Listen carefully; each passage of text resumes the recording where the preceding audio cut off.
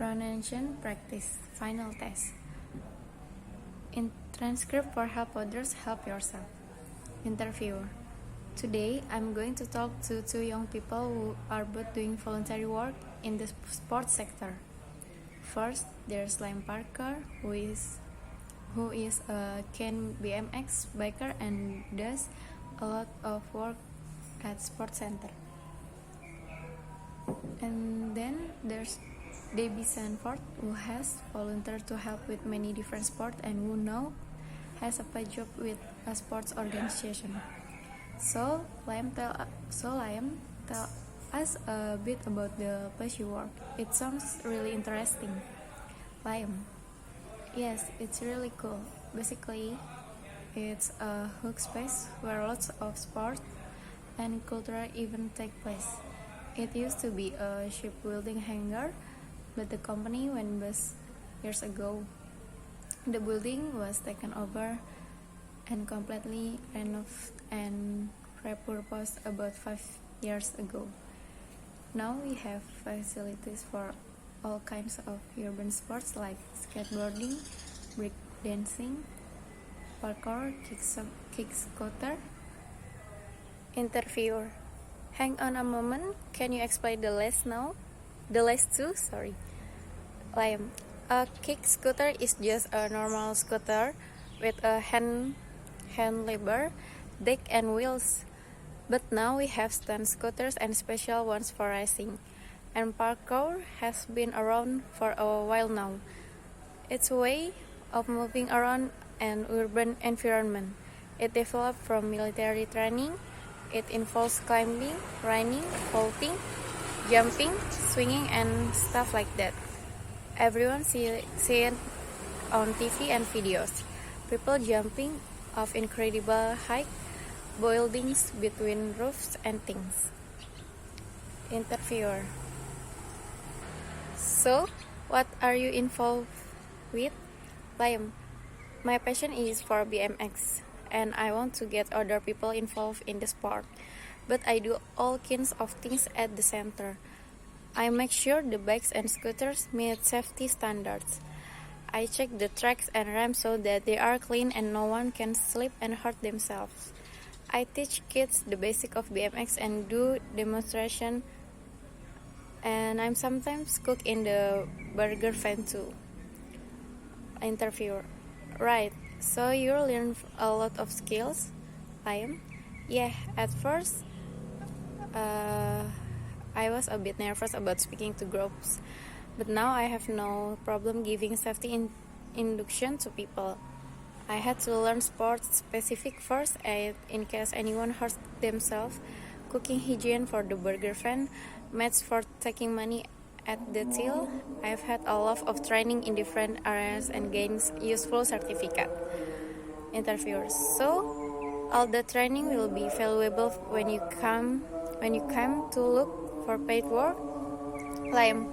Absolutely. I'm still only 18 and I've been volunteering for 2 years. I like to stay in this sector and find full-time paid work. So obviously, all my experience and skills will help a lot. Interviewer. Thank you, Liam. And now, our other guest has made the jump from voluntary work to paid work. Debbie, you've been involved in many different sports in your 22 years, haven't you? Yes, quite a few.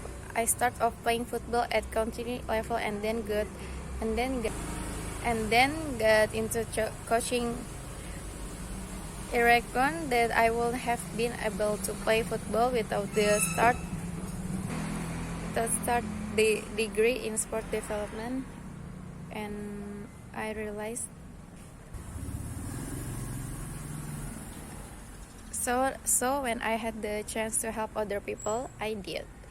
Then I started a degree in sport development, and I realized that lots of people like me will soon have a degree and be looking for a job, and I need more experience to compete with them all.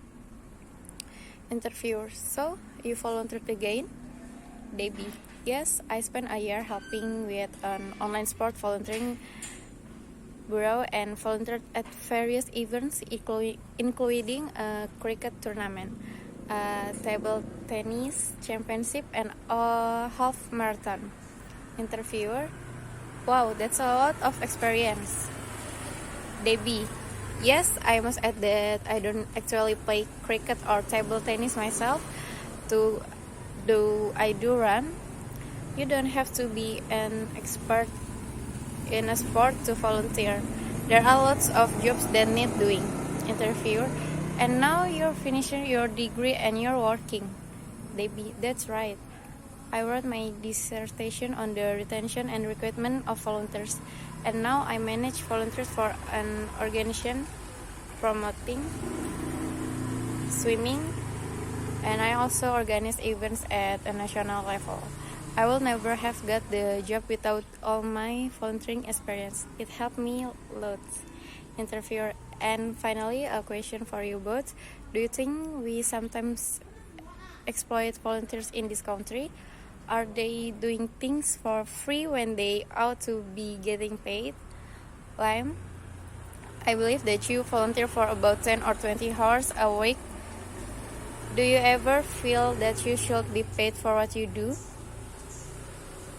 Liam: well, of course, it will be nice, but the organization I help is non-profit making and it could really afford to pay all the volunteers. At the moment, I'm happy to do what I love and get experience of dealing with the public.